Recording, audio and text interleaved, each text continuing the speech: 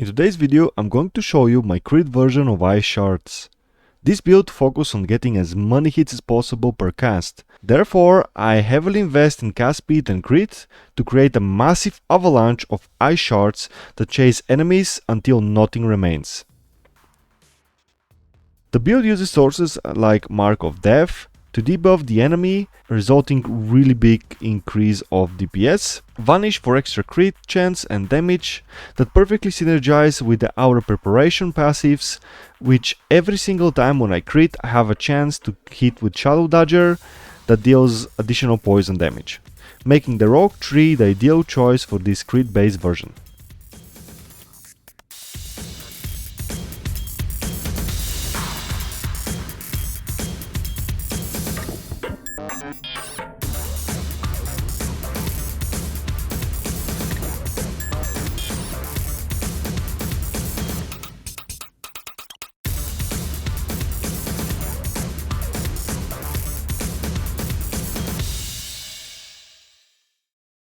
Alright guys, I think it's time to explain the character and how does it work.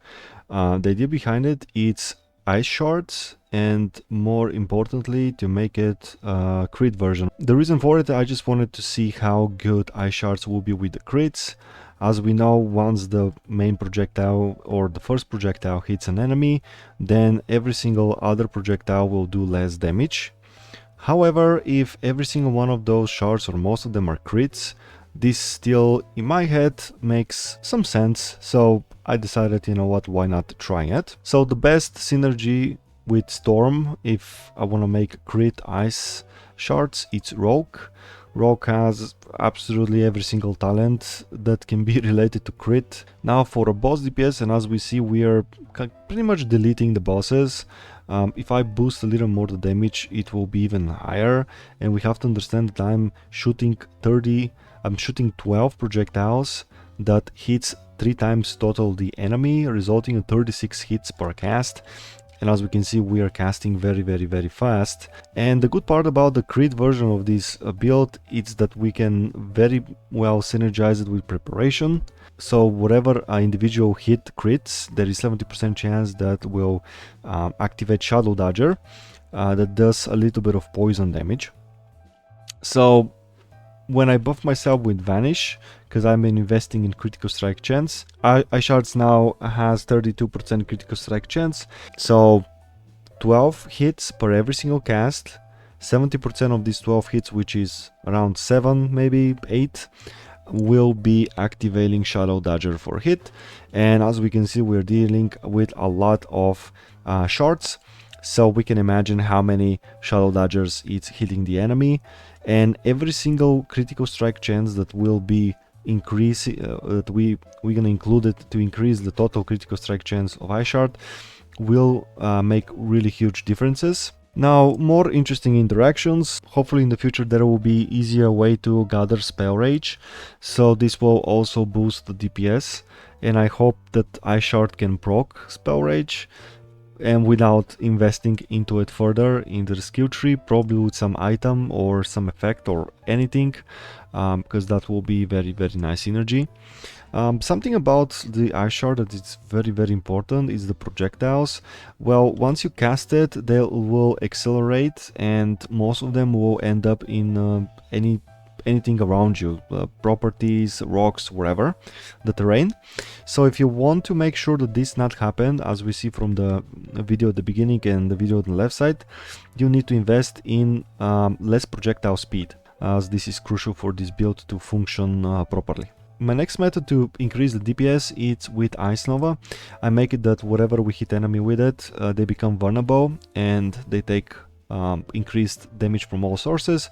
That means that they will take increased damage from every single individual shard and every single individual hit from Shadow Dagger. Now, to make it even more interesting, I am also picking up Deep Freeze, as we can agree that 36 hits per cast will definitely very easily apply chill, which means that we are very easily applying freeze as well, and we increase the damage to immobilized enemy. so this pretty much works really well against elite monsters. And Tempest, it's used just for passive damage. I'm just walking around and the lightning damage just proccing from the character, making it even more automated build that you don't need to aim, and it's pretty friendly in a way of gameplay. I had the most relaxing gameplay with this one. So yeah, we've been investing in more amplify, because more amplify, more damage to this lightning ability, and currently I'm looking at that does 18k, which is not bad at all. Now back to the rogue tree, I don't think I'd give a lot of attention to Mark of Death. Whatever we hit with individual hit of the shard, it's gonna be increased with 10% extra as vitality damage, and we can agree that 36 hits per cast that does 10% extra as vitality. It's not bad at all, and I'm using it for boss fights or tough elites. This really much melting them, and dismantling tactic, it's perfect for fighting elites and bosses. As we can see, increased damage they take because they're marked, they're receiving less resistances, and are more likely to crit while hitting them while they're marked. So this is pretty much really powerful. Something very important about this build is that if there is going to be any in the future on-hit mechanics that will happen, this build will be perfect for them. And the reason behind it is that we're like, well, I don't know how many times I'm saying it so far, but I'm gonna say it again. We're hitting 36 times per cast, which means that further into the expansions I'll have even more cast speed, probably more projectiles if there is any mechanic, and more penetration, so any on-hit effect will be very easily procced by this particular character. So I'm very eager to see how this will play out. So yeah guys, this is the build. I hope you enjoyed the video. Thank you so much for watching until the end. I hope all of you to be safe and healthy and stay positive, and I hope I see all of you in the next video.